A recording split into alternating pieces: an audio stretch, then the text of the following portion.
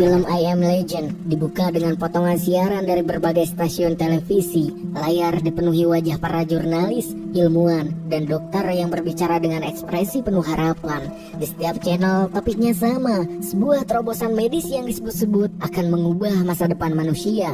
Salah satu narasumber adalah seorang ilmuwan wanita bernama Dr. Alice Griffin. Dengan nada percaya diri, ia menjelaskan bahwa timnya telah berhasil memodifikasi virus campak melalui rekayasa genetika.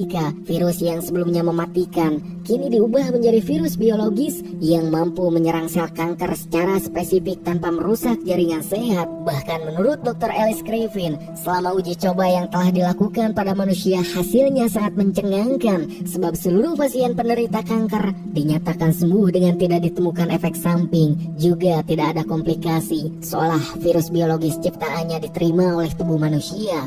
Tentu saja mendengar penemuan besar tersebut, media menyebutnya sebagai mukjizat modern. Beberapa bahkan menyebutnya sebagai karunia Tuhan, sebab untuk pertama kalinya dalam sejarah, manusia merasa telah menaklukkan salah satu penyakit paling mematikan di dunia. Namun di balik penemuan itu tak ada yang menyadari bahwa pada saat yang sama, mereka juga sedang membuka pintu bagi akhir peradaban.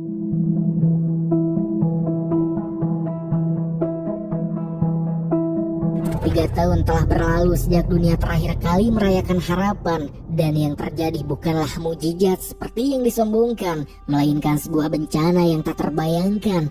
Sebab kini yang terjadi, pemandangan kota New York yang tak lagi hidup, gedung-gedung pencakar langit masih berdiri, tetapi jendelanya gelap, dipenuhi debu dan tumbuhan liar, jalanan kosong, mobil-mobil terbengkalai membentuk barisan panjang seperti makam besi. Tak ada suara klakson, tak ada teriakan manusia, juga tak ada denyut kehidupan. Yang terdengar hanyalah suara burung dan juga angin.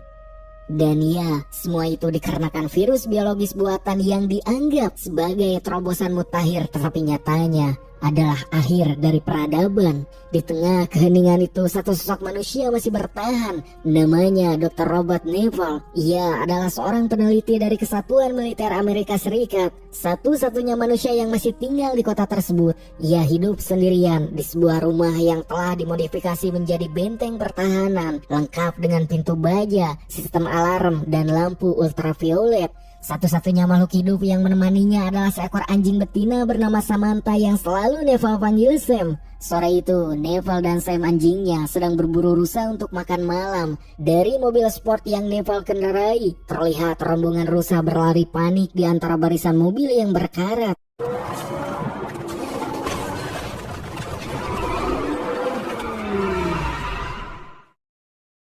Setelah mendapatkan seekor rusa buruannya, Neville mengarahkan senapannya, mengatur napas, dan bersiap menembak.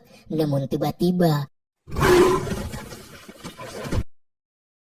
dari balik bayangan gedung, seekor singa betina menerkam rusa tersebut. Neville terkejut. Ia refleks mengangkat senjata, siap menembak singa itu demi mendapatkan rusa buruannya. Tetapi sebelum ia menarik pelatuk, muncul seekor singa jantan diikuti anaknya. Neville menurunkan senapannya. Untuk beberapa detik ia hanya berdiri diam, menyaksikan keluarga singa itu memakan mangsanya. Dan di tengah kota mati, di antara reruntuhan peradaban, kehidupan baru sedang berlangsung tanpa campur tangan manusia. Hingga tiba-tiba suara bip-bip terdengar dari jam Neville. Sebuah alarm penting. Saat matahari terbenam, wajah Neville berubah tegang. Ia segera memanggil Sam dan bergegas kembali ke rumah. Yang diperlihatkan sebelum Neville sampai ke rumah, ia sengaja mengganti mobil dengan tujuan untuk menghapus jejak ban mobilnya. Serta tak lupa, Sam menyiramkan cairan kimia untuk menghilangkan jejak baunya. Semua itu Neville lakukan supaya tak ada yang mengetahui di mana dirinya tinggal.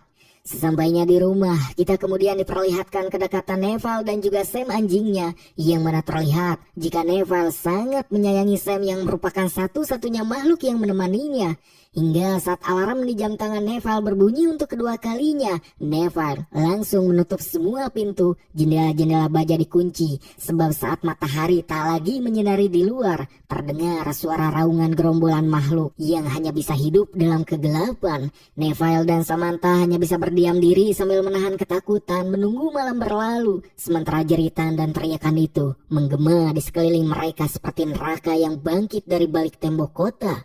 Suara-suara di luar seolah menyeret pikirannya kembali ke masa lalu, ke hari ketika dunia pertama kali runtuh, dan di sanalah kisah itu dimulai. 3 tahun yang lalu sebelum kota New York belum menjadi kota mati, saat itu justru sebaliknya, kota itu dipenuhi teriakan, sirine dan kepanikan massal. Neval sedang berada di dalam mobil militer bersama istri dan anak perempuannya. Di sekeliling mereka jalanan macet total, warga berlarian, tentara berteriak, helikopter melintas rendah di atas gedung-gedung. Di radio mobil terdengar suara Presiden Amerika Serikat yang sedang menyampaikan pengumuman darurat nasional. Presiden menjelaskan bahwa virus hasil rekayasa genetika telah bermutasi secara tak terkendali. Virus tersebut kini dapat menyebar melalui udara, menyerang sistem saraf, dan mengubah manusia menjadi makhluk agresif yang kehilangan kendali.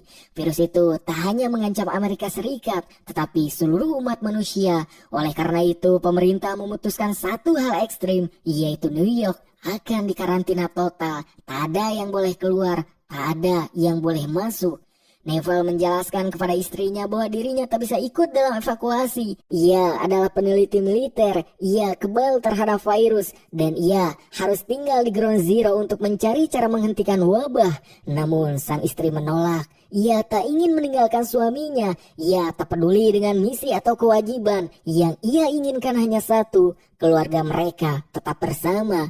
Sedikit pertengkaran pun terjadi di dalam mobil. Suara mereka tenggelam oleh kekacauan di luar. Tangisan anak mereka bercampur dengan sirine dan teriakan tentara. Yang tiba-tiba seorang pria terinfeksi berlari dan menghantam kaca depan mobil mereka dengan keras. Tubuhnya terpental, cairan merah membasahi kaca. Untuk pertama kalinya, Neval melihat langsung wajah orang yang telah terjangkit virus tersebut. Matanya merah, ekspresinya kosong, mulutnya menggeram seperti hewan. Yang tak lama setelah itu, proses evakuasi dimulai. Warga dipaksa naik ke helikopter. Neval berdiri di dermaga, memeluk istri dan anaknya untuk terakhir kali. Ia berjanji akan menyusul, ia berjanji akan menemukan obat, juga ia berjanji dunia akan kembali normal. Di mana helikopter pun akhirnya lepas landas. Namun di udara, kekacauan terjadi. Salah satu helikopter kehilangan kendali dan menabrak helikopter lain. Ledakan besar pun mengguncang langit, api membakar udara malam. Helikopter yang membawa keluarga Neval ikut terhempas dan hancur di tengah ledakan tersebut. Neval hanya bisa berdiri terpaku di dermaga, menatap langit yang terbakar, menatap akhir dari segalanya. Dan sejak hari itulah ia benar-benar sendirian. Sejak hari itu, hidup Neval hanya memiliki satu tujuan, yaitu menemukan obat. Ia menyebut virus tersebut sebagai Griffin virus, virus yang awalnya diciptakan untuk menyelamatkan umat manusia, tetapi justru membawa mereka ke ambang kepunahan. Karena Neval memiliki kekebalan alami, ia menjadikan dirinya sebagai satu-satunya sumber penelitian. Ia mengambil darahnya sendiri, mencampurnya dengan berbagai formula, lalu mengujinya pada hewan percobaan. Puluhan tikus pun mati, sebagian berubah menjadi agresif, sebagian lainnya mengalami kejang hebat sebelum akhirnya tewas. Setiap hari Neval mendokumentasikan semua percobaannya melalui kamera laboratorium. Ia berbicara seolah ada tim ilmuwan lain yang mendengarkan. Padahal kenyataannya hanya ada dirinya sendiri. Ia menjelaskan bahwa virus telah mengubah manusia menjadi makhluk karnivora yang sangat agresif, sensitif terhadap cahaya matahari dan kehilangan hampir seluruh sifat kemanusiaan. Neval menyebut mereka yang terinfeksi yaitu sebagai Dark Seekers. Di luar laboratorium, rutinitas Neval semakin aneh. Ia mengumpulkan makanan kaleng dari rumah-rumah kosong. Ia menyusun rak supermarket seolah toko itu masih beroperasi. Ia menyapa manekin di toko rental DVD, memperkenalkan diri, bahkan mengatur posisi mereka agar terlihat seperti manusia sungguhan yang sedang berbelanja. Satu manekin wanita ia anggap sebagai sosok yang paling menarik. Ia berdiri di depannya, berlatih kata-kata perkenalan, seolah masih ada kemungkinan untuk membangun hubungan dengan manusia lain. Neval mengetahui jika tindakannya itu seperti orang gila. Namun semua itu Neval lakukan dikarenakan rasa kesepiannya setelah 3 tahun tak berinteraksi dengan sesama manusia. Bahkan Neval meyakini jika hanya dirinya lah yang tersisa. Sebab setiap siang Neval mencoba mengirim pesan melalui radio dengan harapan akan ada orang yang menjawab pesannya. Namun pada kenyataannya tak pernah ada jawaban. I am broadcasting on all AM frequencies. If anyone is out there, I can provide security. Hingga pada suatu hari saat Neval kembali melakukan eksperimen kepada tikus yang sudah terjangkit virus Griffin menggunakan darahnya, sesuatu yang berbeda terjadi di laboratorium. Salah satu tikus percobaannya tidak mati. Tikus itu menunjukkan tanda-tanda pemulihan, gerakannya normal, detak jantung stabil, juga tidak agresif. Untuk pertama kalinya dalam 3 tahun, Neval melihat sesuatu yang tak pernah ia lihat sebelumnya, yaitu harapan nyata. Ia menatap layar monitor dengan mata berkaca-kaca, bukan karena bahagia, tetapi karena takut berharap terlalu jauh. Karena di dunia yang telah hancur seperti ini, harapan seringkali lebih menyakitkan daripada keputusasaan. Suatu siang ketika Neval sedang bermain golf di atas sebuah jet tempur untuk menghilangkan kegabutannya, tanpa sengaja ia melihat sesuatu yang bergerak di kejauhan. Dan saat Neval melihat hal itu menggunakan teropongnya, ternyata itu adalah seekor rusa di antara mobil-mobil yang berkarat. Neval yang dalam perburuan terakhirnya gagal mendapatkan rusa, langsung mengajak Sam berlari untuk mengajak rusa melewati persimpangan. Tetapi rusa tersebut terus berlari hingga masuk ke area yang semakin gelap, hingga akhirnya rusa itu menghilang ke dalam sebuah gedung tua yang terbengkalai. Dan sialnya Sam malah masuk untuk mengejar rusa tersebut. Melihat hal itu, keraguan untuk masuk ke dalam gedung mulai Neval rasakan, sebab ia tahu satu hal, kegelapan adalah wilayah Darkseekers. Namun demi Sam yang merupakan hewan kesayangannya sekaligus sahabat satu-satunya, pada akhirnya Neval memberanikan diri untuk masuk ke dalam gedung. Di dalam gedung suasana berubah drastis, cahaya matahari hampir tak menembus, udara lembab, bau busuk bercampur dengan aroma karat dan debu. Langkah Neval bergema di lorong kosong. Di sebuah ruangan besar, ia melihat sesuatu yang membuat darahnya membeku. Puluhan sosok berdiri diam di dinding. Darkseekers yang sedang tertidur berdiri. Melihat penampakan itu, Neval menahan nafas, tangannya gemetar. Ia sadar bahwa satu kesalahan kecil saja bisa membangunkan seluruh sarang. Di dalam ketakutan, Neval terus berjalan perlahan hingga ia sampai di sebuah ruangan dan menemukan Sam anjingnya yang sedang bersembunyi di bawah meja. Hingga tiba-tiba dengan refleks, Neval menderedetkan senjatanya ke arah Darkseekers itu, yang membuat si Darkseekers berteriak mengaum. Neval yang kini menyadari jika situasinya semakin gawat, langsung menyuruh Sam supaya ikut berlari. Tetapi Darkseekers berhasil menggabruk Neval yang dengan terpaksa. Neval pun melompat keluar dari lantai atas lewat jendela. Di momen itu, Darkseekers yang tadi menggabruk Sam ikut terjatuh keluar jendela, dan saat sinar matahari menyentuh kulitnya, tubuh makhluk itu meronta-ronta kesakitan hingga akhirnya meninggoy akibat terbakar. Setelah insiden di gedung gelap, Neval mulai menyusun rencana yang lebih berani. Ia tak lagi hanya bereksperimen pada tikus, ia membutuhkan subjek Darkseekers yang masih hidup. Untuk itu, Neval mulai membuat sebuah perangkap di sebuah bangunan gelap dengan menggunakan darahnya sendiri sebagai umpan, di mana setelah menunggu beberapa saat, perangkap yang Neval taruh berbuah hasil, sebab satu Darkseekers betina berhasil ditangkap hidup-hidup. Tetapi tak lama berselang, Neval mendengar suara raungan dari dalam gedung, dan terlihatlah Darkseekers yang sangat berbeda, karena seolah memiliki kecerdasan sendiri dan memperlihatkan amarah kepada Neval, sebab telah menangkap sesamanya.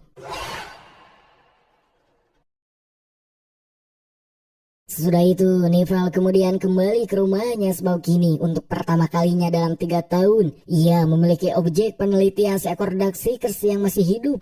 Di ruang laboratorium, Neval mengikat tubuh Darkseekers itu di meja besi. Ia menyalakan kamera dokumentasi untuk menerangkan mengenai eksperimennya dengan menyuntikkan antivirus yang dianggap berhasil kepada tikus percobaan sebelumnya, di mana awalnya antivirus tersebut seolah menunjukkan kemajuan. Akan tetapi tak lama, monitor detak jantung mulai bereaksi, grafiknya naik lalu turun. Nafas makhluk itu melemah hingga menjadi agresif dan mencoba menyerang Neval. Tetapi kemudian makhluk itu kembali melemah hingga akhirnya makhluk itu pun mati. Melihat usahanya kembali gagal, Neval hanya terdiam sebab antivirus yang ia anggap memiliki kemajuan nyatanya sama sekali tak bekerja. Dengan wajah kosong, Neval menyuntikkan kembali virus ke tubuh mayat itu untuk mengembalikannya ke kondisi awal, lalu mendokumentasikan kegagalannya tersebut.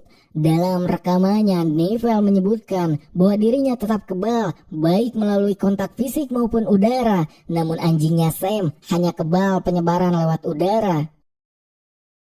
Keesokan harinya, setelah menjalankan rutinitasnya menggambarkan keberadaan dirinya lewat radio yang tetap tak ada jawaban, Neval yang kebetulan berulang tahun berencana untuk membuat pesta kecil-kecilan bersama Sam dengan mencari makanan kesukaan Sam. Namun di tengah perjalanan, Neval melihat sesuatu yang aneh, yaitu di tengah jalan kosong kota New York terlihat berdiri sebuah manekin yang Neval beri nama Fred. Manekin yang biasanya ada di toko rental DVD. Melihat hal aneh itu tentu membuat Neval membeku, sebab ia yakin 100% dirinya tak pernah memindahkan manekin tersebut.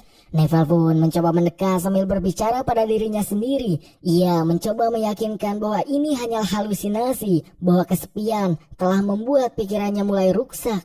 What the hell are you doing out here, Fred? Real, you better tell me right now! Namun ketika ia berdiri tepat di depan manekin itu, sebuah mobil tiba-tiba terjatuh dan bersamaan dengan itu sebuah tali kawat langsung mengikat Neval, membuat tubuhnya tergantung terbalik hingga membuat Neval tak sadarkan diri. Singkatnya, Neval terbangun dikarenakan alarm di jam tangannya sudah berbunyi yang menandakan jika waktu sudah hampir mendekati malam. Neval yang menyadari itu kemudian bergegas mengambil pisau yang ia bawa untuk melepaskan ikatan di kakinya. Akan tetapi saat terjatuh, sialnya pisau miliknya malah menancap di kakinya. Tetapi karena Neval tak memiliki waktu banyak, dirinya pun mencoba merangkak untuk segera menjauhi tempat tersebut. Tetapi saat matahari mulai terbenam, Sam kemudian menggonggong ke arah sebuah lubang gedung. Pertanda bahaya akan segera datang. Dan benar saja dari balik gedung gelap, Dark Seekers Alpha yang sempat dilihat Neval sebelumnya terlihat melepaskan 3 kawanan anjing terinfeksi. Dan kini yang menghalangi 3 kawanan anjing terinfeksi hanyalah cahaya matahari yang terus meredup. Melihat hal itu, Neval menyuruh Sam anjingnya untuk segera pergi menuju mobil yang terparkir dekat di dekat sana. Akan tetapi saat matahari benar-benar tenggelam, dalam sekejap 3 kawanan anjing terinfeksi langsung menerjang Neval dan juga Sam. Dengan sigap, Neval berhasil menembak 1 anjing terinfeksi dan kemudian mencoba membantu Sam yang kini sedang bergelut dengan salah 1 anjing terinfeksi. Tetapi Neval kembali diserang oleh anjing terinfeksi lainnya hingga membuat keadaan Neval yang kini sedang luka semakin terancam. Tetapi Sam yang telah mengalahkan lawannya kemudian membantu Neval. Namun Sam terkena gigitan membuat Neval menjerit lalu menembak sisa anjing terinfeksi. Di tengah perasaan campur aduk, Neval langsung membawa Sam ke ruangan laboratorium. Dengan tangan gemetar, ia menyuntikkan antivirus ke tubuh Sam lalu menunggu dengan harapan tak terjadi apa-apa kepada sahabat satu-satunya. Namun seperti pada kenyataannya, jika sesuatu selalu tak sesuai harapan, tubuh Sam mulai menunjukkan perubahan. Bulu-bulunya rontok, matanya memerah, gusinya meradang, napasnya semakin berat. Perlahan, Sam mulai menggeram dan mencoba menyerang Neval. Dengan air mata mengalir di wajahnya, Neval menyadari satu hal yang tak bisa ia terima, yaitu Sam sudah terinfeksi dan saat ini tak ada yang bisa ia lakukan. Dengan berat hati, Neval mencekik Sam sampai tiada.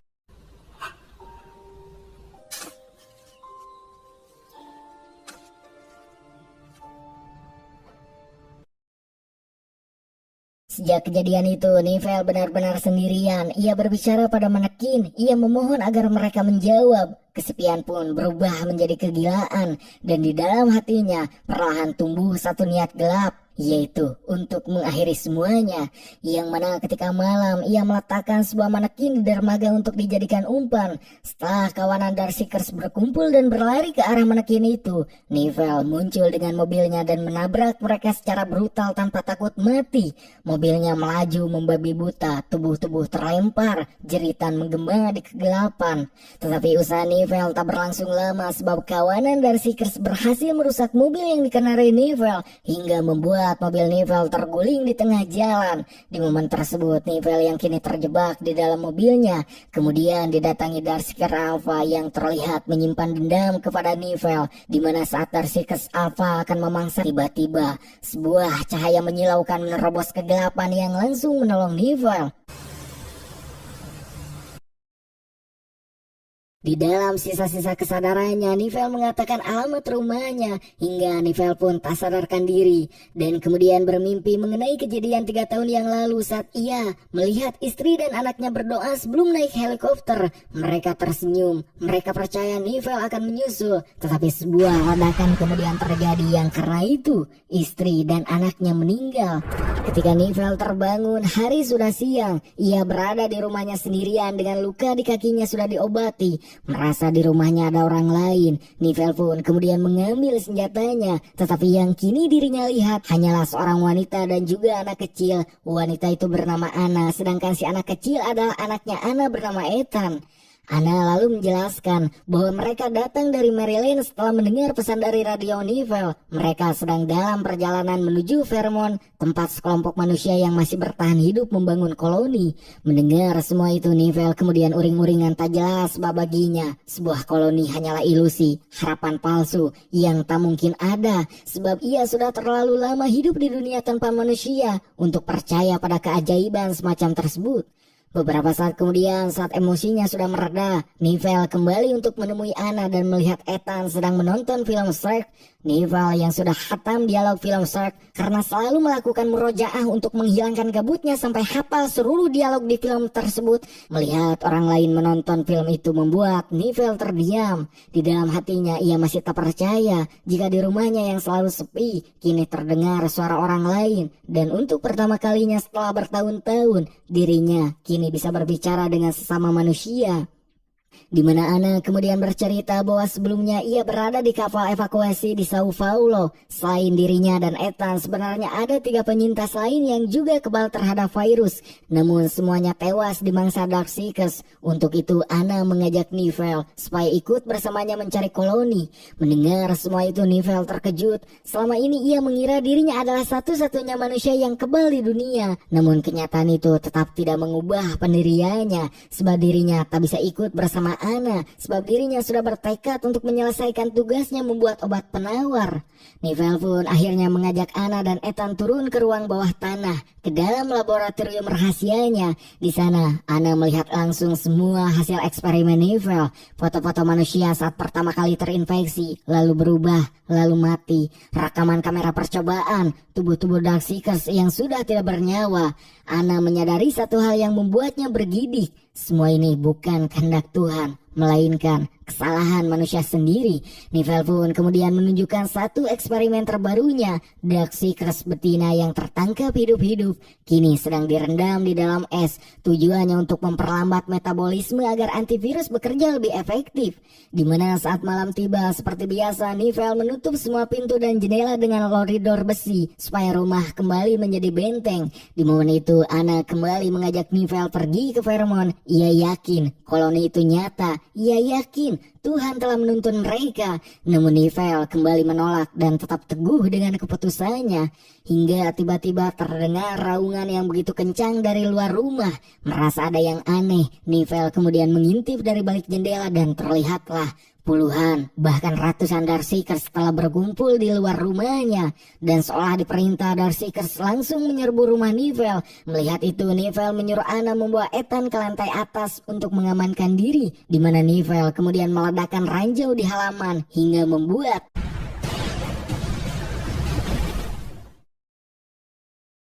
Setelah itu Nivel langsung menuju lantai atas untuk mencari Anna. Tetapi Nivel justru dikejutkan satu Darkseekers, yaitu Alpha Darkseekers yang langsung menyerang Nivel. Terjadi pertarungan brutal antara Nivel dan juga Alpha Darkseekers yang membuat Nivel hampir tewas. Namun Nivel berhasil mengambil senapan untuk menderedet Alpha. Tetapi seolah mengetahui senjata Nivel sangat berbahaya bagi dirinya, makhluk itu menghindar dan melarikan diri untuk sementara waktu.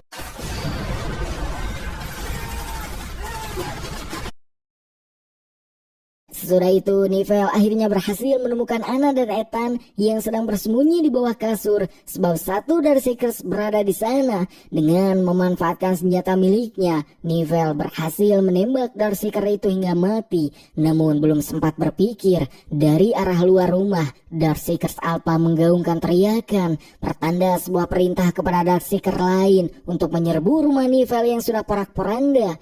Melihat itu, Neville buru-buru membawa Anna dan Ethan ke ruangan laboratorium kaca dan langsung menguncinya dari dalam. Namun tak berselang lama, Darkseekers Alpha bersama gerombolannya sudah mengepung ruangan tersebut.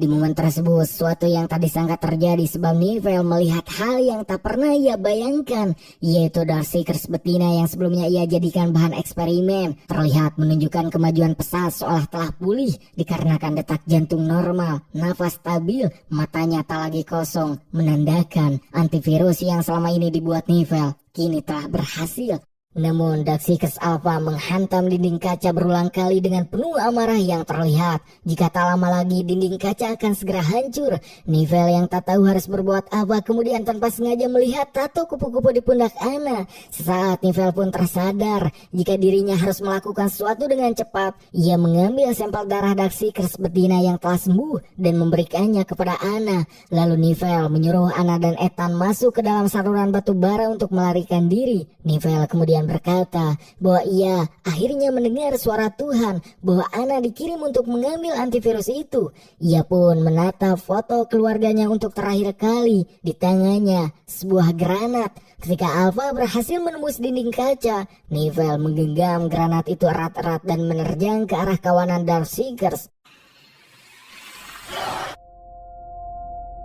Singkatnya, setelah itu Anna dan Ethan tiba di daerah pegunungan. Di sana berdiri sebuah benteng besar dijaga oleh tentara. Koloni manusia benar-benar ada. Anna berkata bahwa pada tahun 2009 virus mematikan hampir memusnahkan umat manusia, dan pada tanggal 9 September 2012 Dr. Robert Neville berhasil menemukan antivirus dan mengorbankan nyawanya untuk melindunginya, serta kini walaupun Neville telah tewas, tetapi nyawanya dikenang sebagai legenda, sebagai cahaya di tengah kegelapan, dan film pun tamat.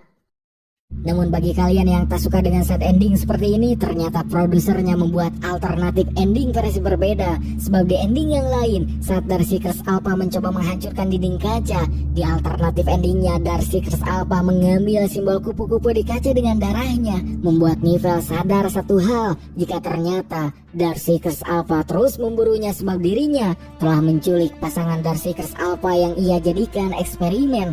Hal itu terlihat dari si Darkseekers betina yang memiliki tato kupu-kupu di tubuhnya. Menyadari semua itu, Neville pun berbuat nekat dengan langkah awal, meminta Anna dan juga Ethan untuk menjauh, sementara dirinya akan keluar sambil membawa Darkseekers betina untuk diserahkan kepada Darkseekers Alpha. Dimana setelah itu dilakukan, Darkseekers Alpha seolah menyuruh semua kawanannya untuk segera pergi tanpa melakukan apapun kepada Neville, membuat Neville pun akhirnya mengerti jika selama ini ia bukan penyelamat, melainkan monster bagi para Darkseekers itu sendiri. Dan alternatif ending ini, setelah kejadian di laboratorium berakhir, Neville masih hidup dan terlihat pergi bersama Anna dan Ethan ke Vermont, bukan sebagai legenda, melainkan sebagai manusia yang akhirnya menemukan kembali kemanusiaannya. Dua ending, dua makna, satu tentang pengorbanan, satu tentang pemahaman, dan keduanya sama-sama menjawab satu pertanyaan besar: siapa sebenarnya monster di dunia yang telah hancur ini? Dan film pun benar-benar tamat.